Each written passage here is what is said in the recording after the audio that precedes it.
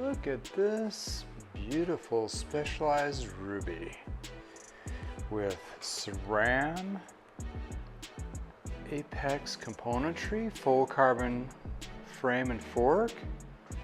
If you bought this yourself off of Facebook Marketplace or Craigslist, would you still need a tune-up?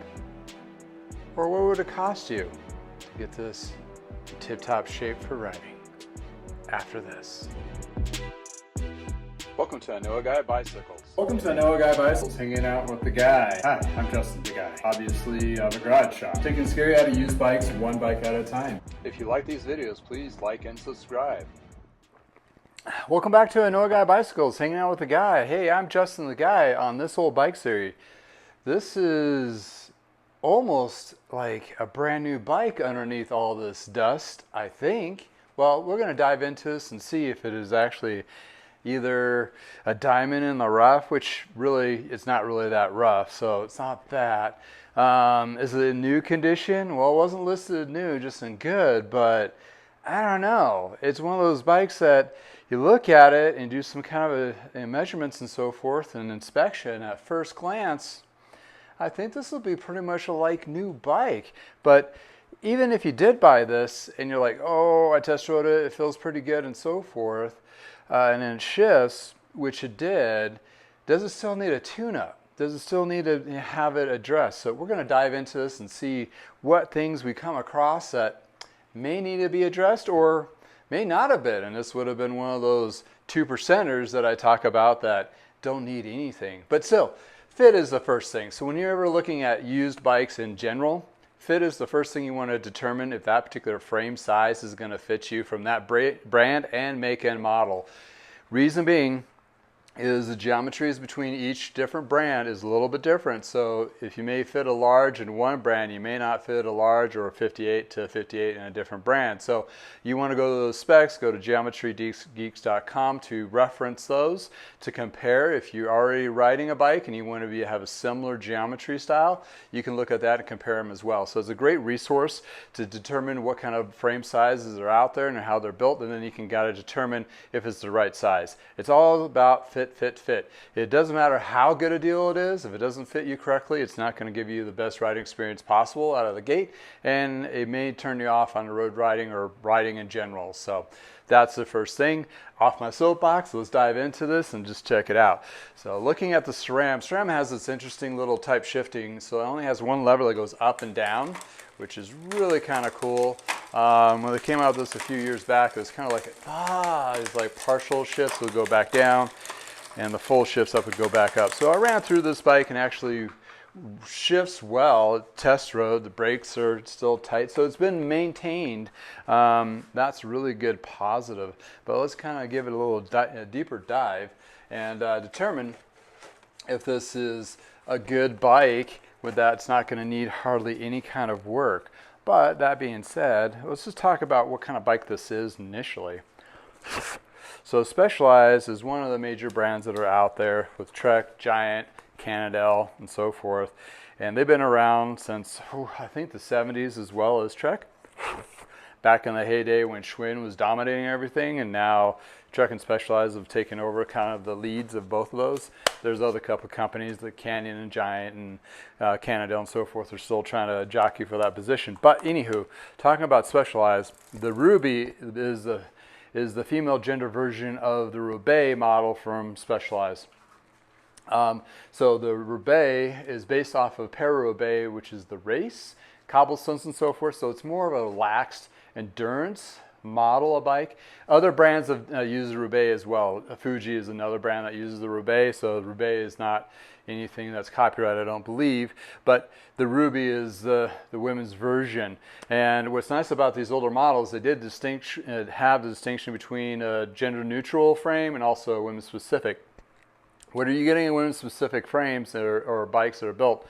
Usually narrow bars, shorter reach brake levers, women's specific saddles, and sometimes they did something with the frame as in geometry wise goes. That being said, unfortunately the current models have just kind of went straight to gender neutral, and then they do those adjustments on the fitting of that bike, which typically you have to pay for. So Anywho, back to these little gems, full carbon frame, so it's going to give you that lively feel, and it's more of an endurance fit, so it's going to give, you know, a comfort for recreational riding, something of that nature.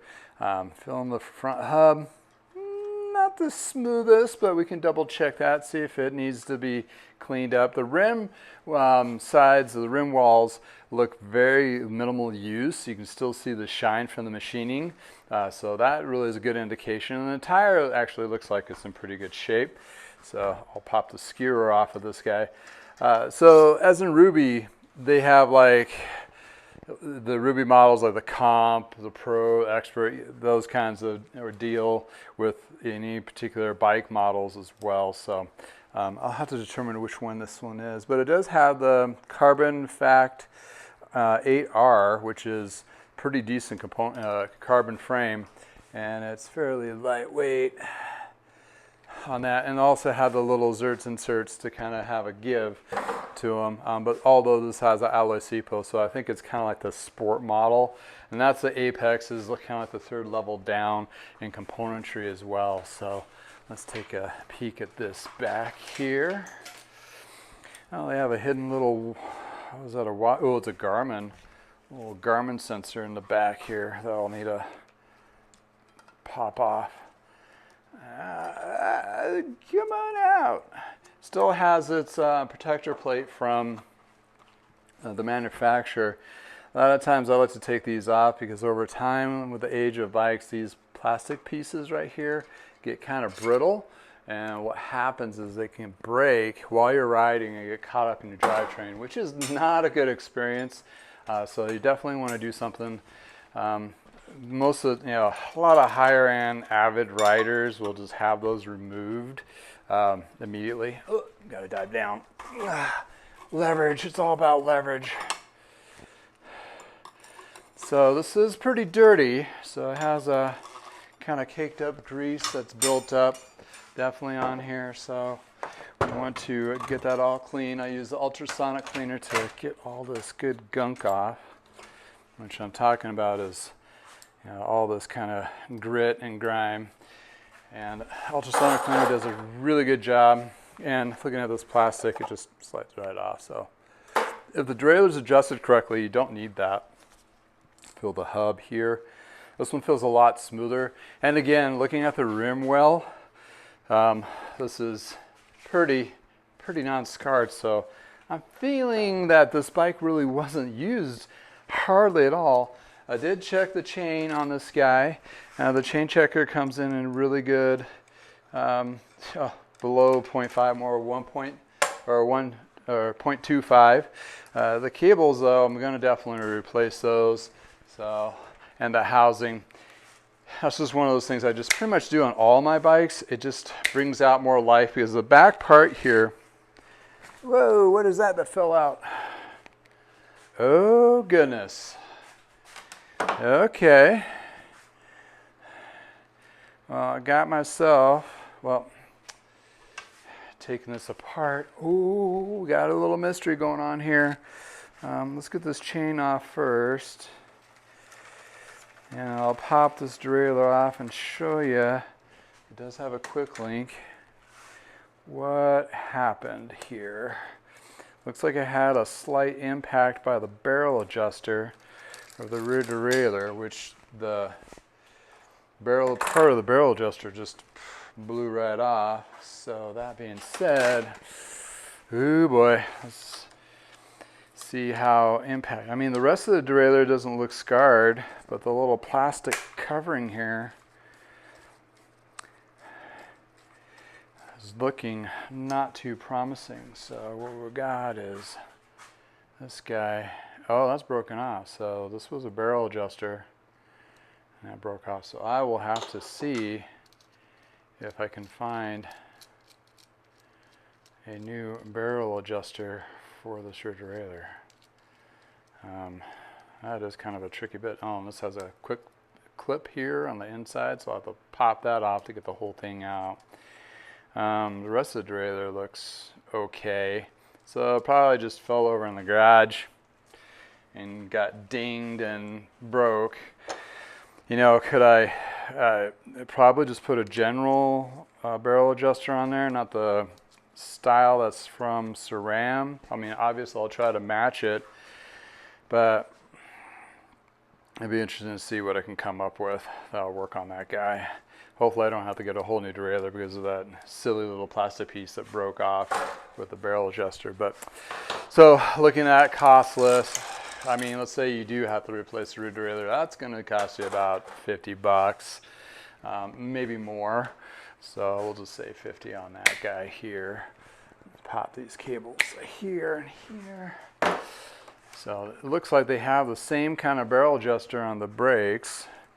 So if I found like maybe a used brake out there, so maybe just steal the barrel adjuster, or if I have an extra one. But that being said, when you take this to bike shops, that's the tricky bit. When you take these to bike shops, they don't look at the used market whatsoever. They always look at new, and what that leads you to is more limited options, and usually that equates to more expensive options.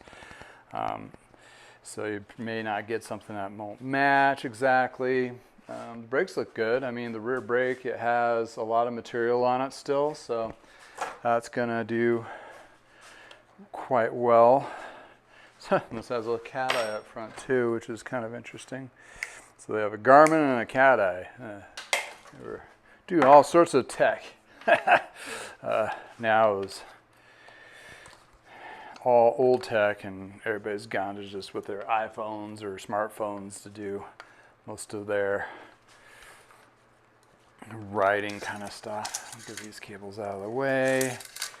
So what I'm getting at here is I want to get to the frame to inspect that, because the frame itself, well, you know, the frame, if it's compromised, all you do is basically have a box of parts. So you want to make sure that frame and fork is intact, and the second urgency is the wheels, because that's the second of the cost lift situations.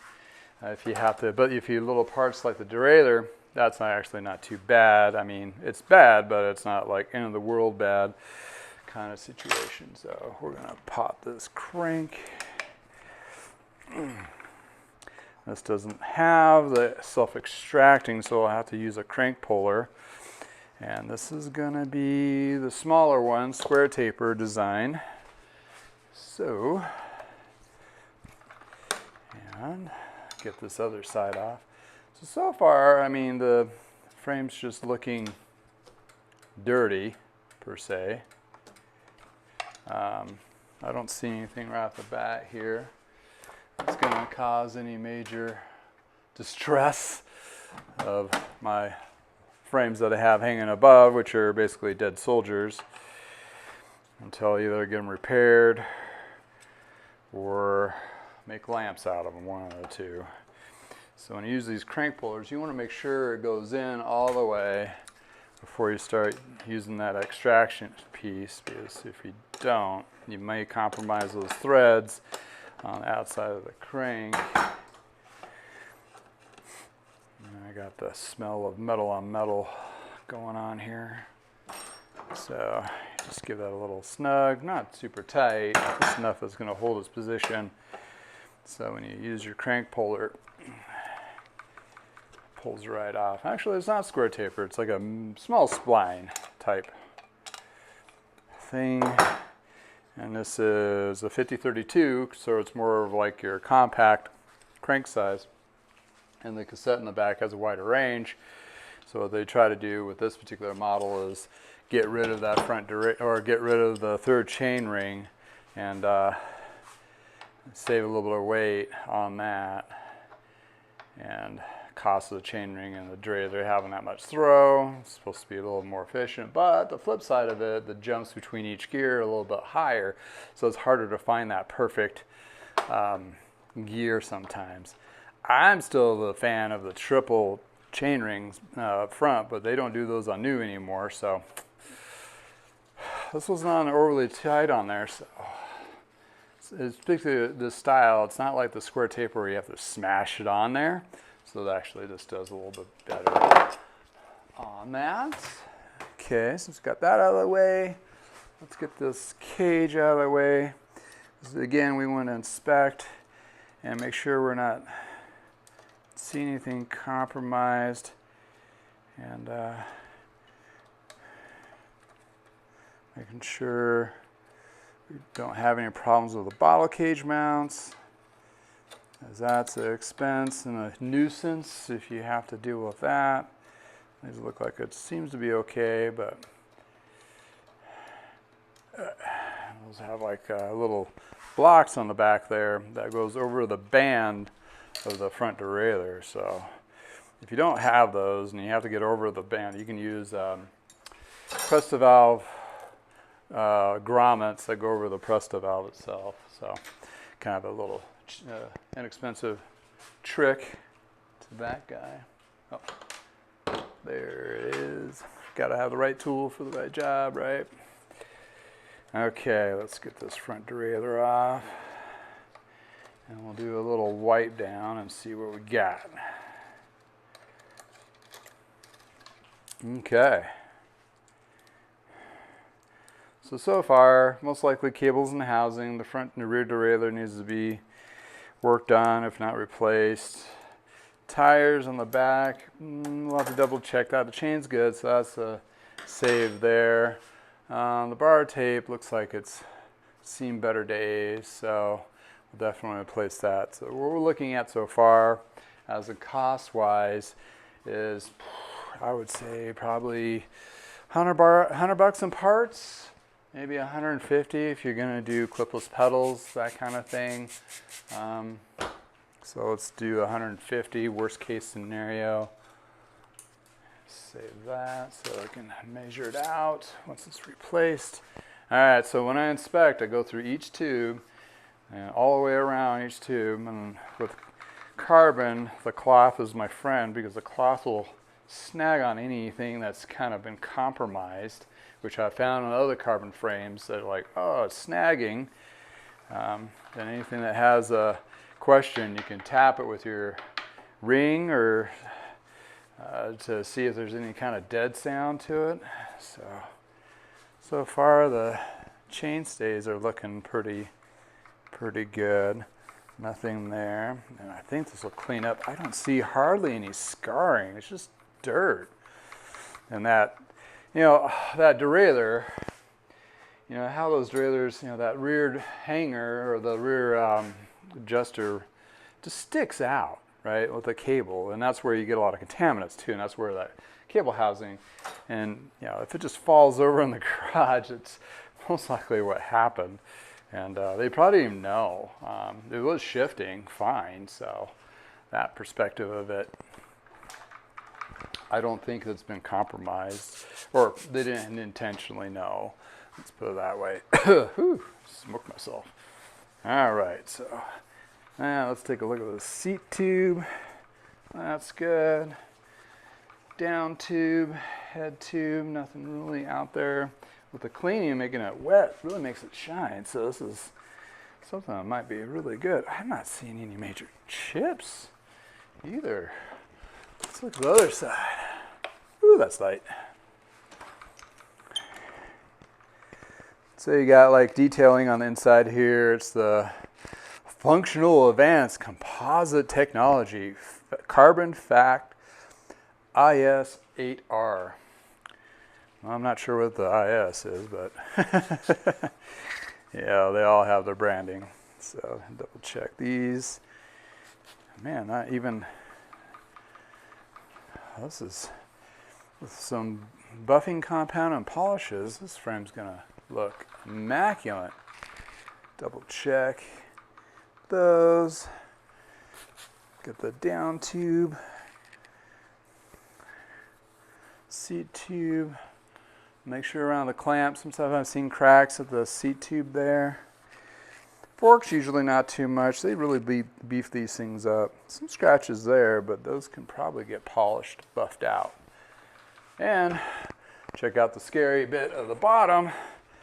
That's where car racks will chew up the bottom here. And, oh yeah, it's the serial number sticker still there. Born on date. Let's see what we got there.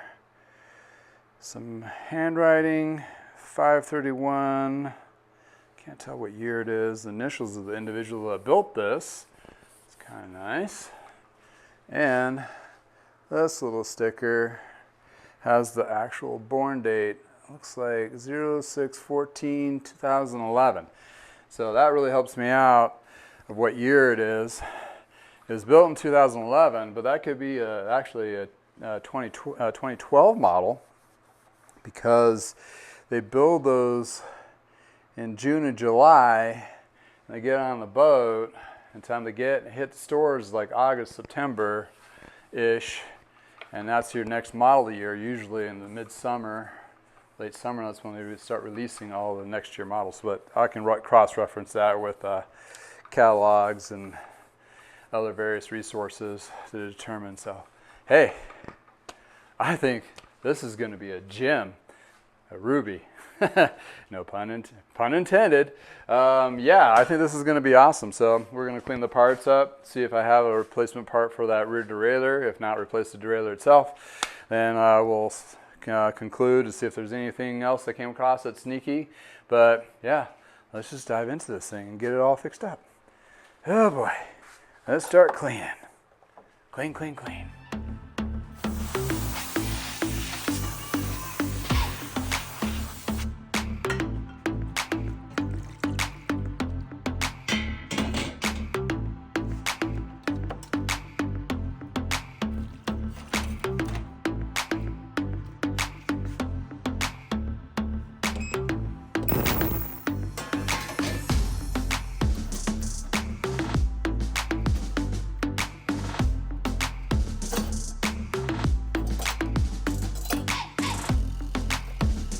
Well, the wheels came out really well. The front hub just needed a little bit of adjustment. The rear was true and cleaned up really nicely.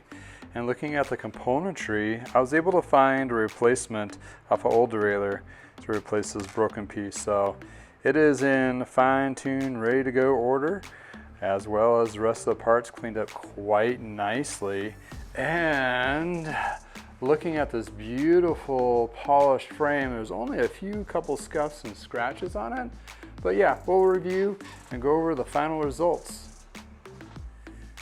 Well, looking how this just polished up beautifully, and the scratches that there were on the non-drive side fork blade did polish out pretty well. The frame is in immaculate shape. The componentry cleaned up really well. The only dinger was that rear derailleur adjuster. I will be putting on some new cables and housing and new bar tape, but at a conclusion, this is definitely a ruby of a bike purchase, because this thing is going to be in immaculate, almost new condition. Even the tires are actually still in good condition. So kudos, this is actually a great buy. This is actually going to become a very good bike for somebody to get into road riding. Did it need a tune-up? Well, you probably could have gone some riding, but the tricky little broken piece off the derailleur definitely need to be addressed, and the cable and housing is just going to make it all brand new feeling. If you had to just pay that out of pocket, that could have been just like a $25 to $40 fix, unless they had to replace the derailleur. Other than that, the bike would probably have been just fine to ride. But cleaning the drivetrain and putting on fresh lube, and with all the pivot points too, and get all that dirt that was building up on there, was actually going to make the componentry last a lot longer and have a better responsive feel out of the gate. So best experience possible this bike is going to give to its new owner, and being the Ruby Specialized endurance style bike, it's going to be a gem. So hey, check out these final pictures and videos of the final result.